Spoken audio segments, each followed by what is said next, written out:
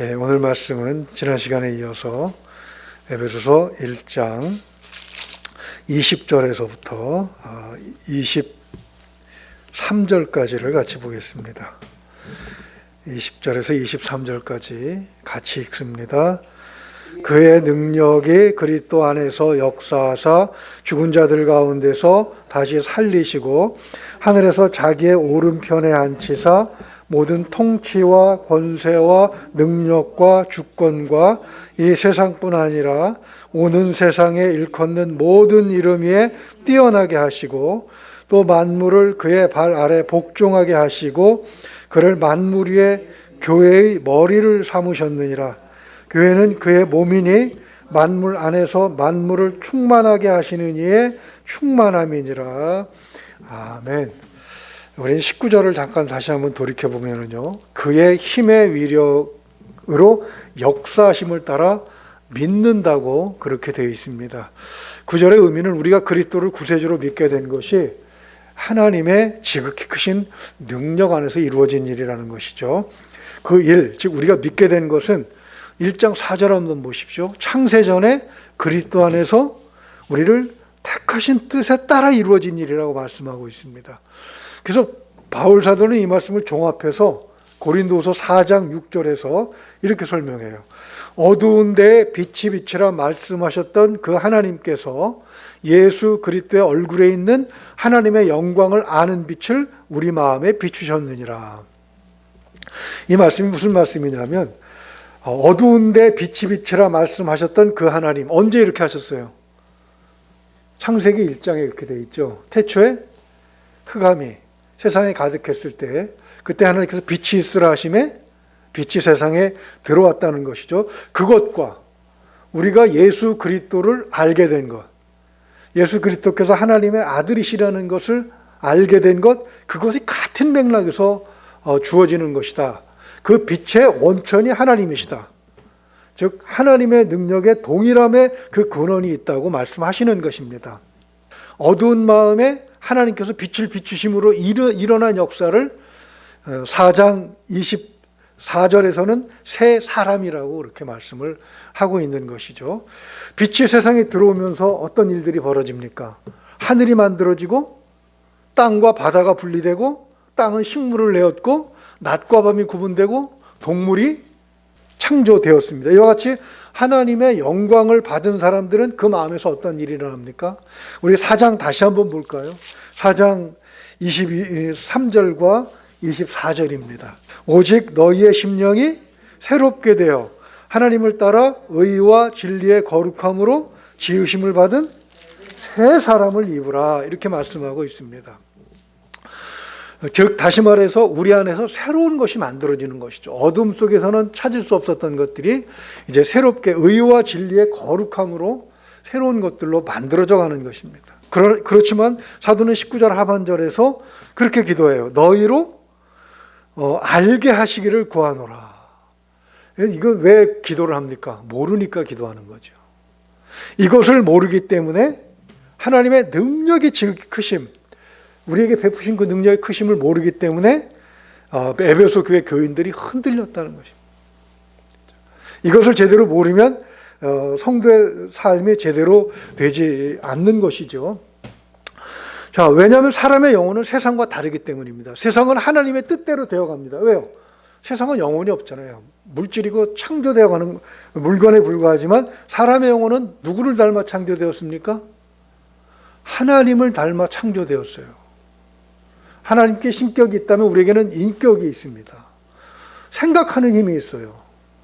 이것이 하나님을 닮아 창조되었기 때문에 오히려 세상보다도 더 하나님의 뜻에 밀접해야 되는데 이것이 그만 오염되었지 않습니까? 어디서 그 얘기를 하고 있습니까? 창세기 3장에서 4장, 5장, 6장, 11장까지 쭉 이어지지 않습니까? 바로 그런 이유로 인해서 이 마음이 어두워진 거죠. 거기에 이제 하나님 그리스도의 영광의 빛이 들어와서 하나님의 능력에 따라 다시 밝은 것으로 바꿔가는 것. 그래서 그것을 이 하나님의 의와 진리와 진리의 거룩함으로 지으심 받기를 이 마음이 망설일 수도 있고 거부할 수도 있는 거예요. 그리고 이미 마음에 받았음에도 불구하고 의심하기도 해요. 왜 그렇습니까? 세상 풍조 때문에 그렇게 된다고 말씀을 하고 있죠.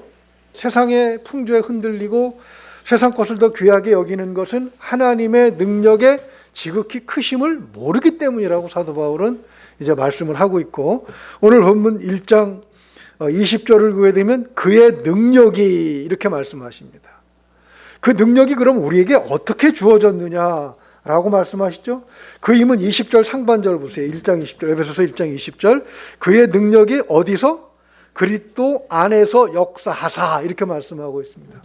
그러니까 하나님의 능력을, 그 능력이 무엇인지, 그 능력이 어떤 것인지, 얼마나 큰지, 얼마나 대단한 것인지, 그 능력이 역사하신 결과가 무엇인지, 이것을 파악하기 위해서는 어디로 가야 됩니까? 예수 그리스도 안으로 들어가야 되죠. 그러나 그것을 어디서 찾으려고 해요? 세상에서 찾으려고 하기 때문에 문제가 되는 것입니다. 마치 이것은 김소월의 진달래라는 시의 의미를 수학의 정석에서 찾으려고 하는 그런 것과 같은 것입니다. 그렇죠? 사람들은 그것을 어디서 찾으려고 하는가? 우리 4장 14절만 한번 다시 읽어보죠. 이는 우리가 이제부터 어린아이가 되지 아니하며 사람의 속임수와 간사한 유혹에 빠져, 이렇게 되어 있습니다. 그렇죠? 온갖 교훈의 풍조, 성경이 아닌 것에서 하나님이 우리에게 주시려고 하시는 것, 그것은 우리가 원하는 것과 동일하지 않습니까? 그것을 찾으려고 하기 때문에 오히려 무지해졌다는 그런 말씀입니다. 이것을 통해서 우리에게 주어진 것, 그 능력이 무엇인가? 20절 중반절을 보게 되면 창 20절에서 21절까지는 이 에베소서의 내용뿐만 아니라 성경 전체의 내용을 다 함축하고 있는 많은 내용을 갖고 있는데요. 죽은 자들 가운데서 다시 살리시고, 이렇게 말씀하십니다. 그리스도 안에서 우리가 깨달을 수 있는 하나님의 능력이 크신 것 중에 첫 번째는 부활이죠. 부활의 능력. 네. 예수님의 부활은 하나님의 능력이 이제 우리에게 보여진 것입니다. 이것을 시연했다, 이렇게 얘기하기도 하죠. 하나님께서 그의 힘의 무한한 능력으로 예수님을 사망의 결박에서 풀어주셨습니다.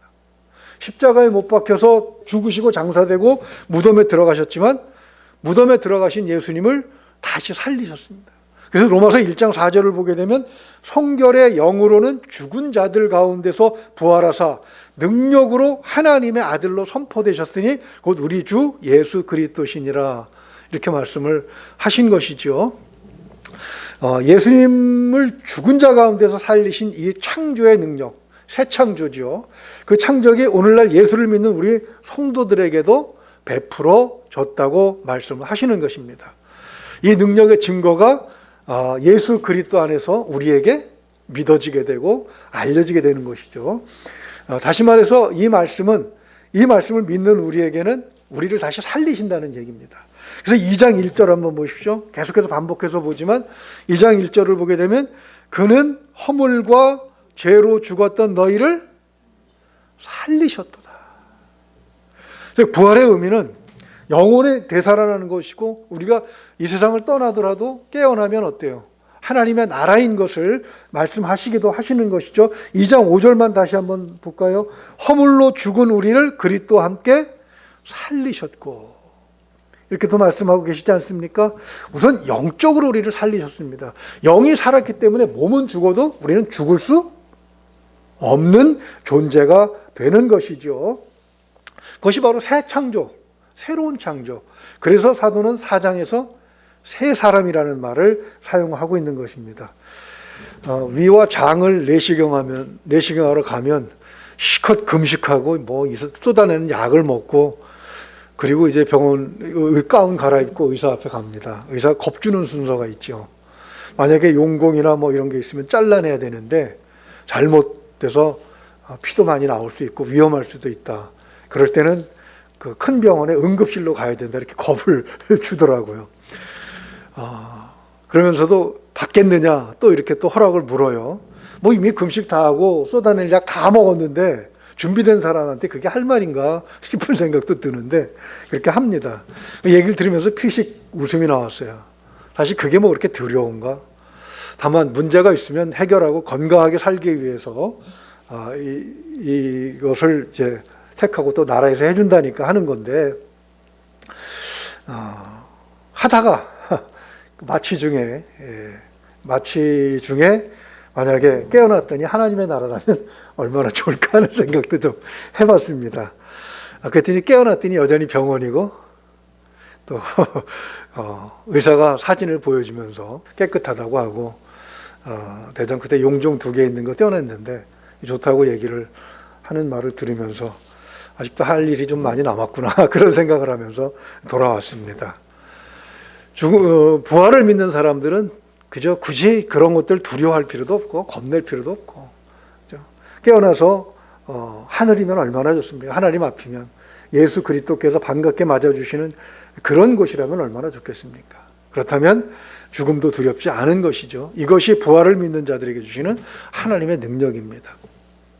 둘째로 보게 되면 20절 하반절 보죠. 하반절 보면 하늘에서 자기의 오른편에 앉히사 이렇게 말씀하셨습니다.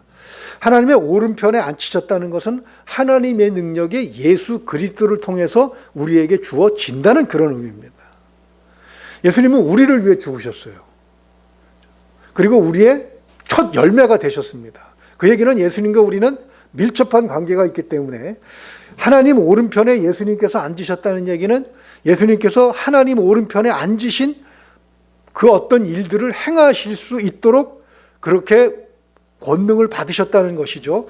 이 말씀은, 이 에베소서의 말씀은 지금으로부터 2000년 전 고대 로마의 정치적인 배경을 가지고 쓰여진 말입니다. 왕에 대해서, 황제에 대해서 어떤 식으로 사람들이 인식을 하냐면 그렇게 왕들이 자기 권력을 강하게 하기 위해서 그 권위를 높이기 위해서 하는 말이죠. 왕은 신의 오른편에 앉은 사람이다. 이렇게 얘기합니다. 유적들을 보게 되면 왕 옆에는 누가 있습니까? 큰 신이 있고 그 옆자리 오른쪽에 왕이 항상 그려져 있습니다. 그래서 내가 지금 백성을 다스리는 것, 백성으로부터 세금을 걷어내는 것, 백성이 범죄를 했다고 잡아다가 처형을 하는 이런 권력들, 또 이웃나라를 공격해서 전쟁을 일으키는 이런 것들은 다 어디서부터 오는 것이다? 그들이 믿는 신이 명령하신 것이다. 이렇게 포장을 하는 것이죠. 그래서 고대 이집트의 왕의 이름이 무엇입니까? 파라오죠. 성경에서는 바로라고 되어 있는데 파라오라는 뜻이 바로 태양의 아들이라는 뜻입니다. 신의 오른편에 앉아서 마치 아버지가 아들에게 권력을 다 준 것, 아들에게 모든 것을 맡긴 것과 같은 그런 역할을 감당한다는 뜻이고, 사도 바울은 그것을 빌려서 지금 이 에베소 교인들에게, 아니 우리가 하나님의 능력을 예수 그리스도를 통해서 마음껏 사용할 수 있는데 왜 다른 것을 보면서 엉뚱한 짓을 하느냐, 이렇게 한탄하고 있는 것이죠. 우리는 예수 그리스도 안의 능력에 살아가는 사람들입니다. 예수 그리스도의 능력 안에서 살아가면 어떻게 됩니까? 21절 한번 보십시오. 모든 통치와 권세와 능력과 주권과 이렇게 되어 있습니다. 이 세상뿐 아니라 오는 세상에 일컫는, 이렇게 되어 있는데 이 세상과 오는 세상은 어디예요? 이 세상은 우리가 살고 있는 이 세상이죠. 2000년 전이나 지금이나 동일합니다. 이 세상입니다.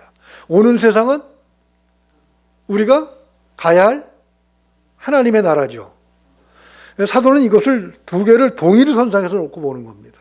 우리는 이미 살아있는 영이기 때문에, 예수 그리스도를 통해서 영이 살아있기 때문에 오는 세상도 바로 우리에게 주어지는 세상이라는 뜻이죠. 그런데 이 세상에서 먼저 이루어지는 일들을 보게 되면 권세와 능력과 주권이라는 것입니다. 이런 예들을 우리가 어떻게 확인할 수 있느냐? 초대교회 당시에 그리스도인들이 하나님의 능력, 예수 그리스도의 능력을 힘입었더니 어떤 일이 일어납니까? 사도행전 17장을 보게 되면 데살로니가 이르러서 유대인 회당에서 성경을 풀어서 얘기합니다. 그리스도의 복음을 강론하니까 사람들이 복음을 받아들여요. 그랬더니 유대인들이, 안 믿는 유대인들이 막 시기하고 떠듭니다. 그러면서 고소를 해요. 뭐라고 고소합니까? 천하를 어지럽게 하던 사람들. 17장 6절에서 그렇게 얘기합니다.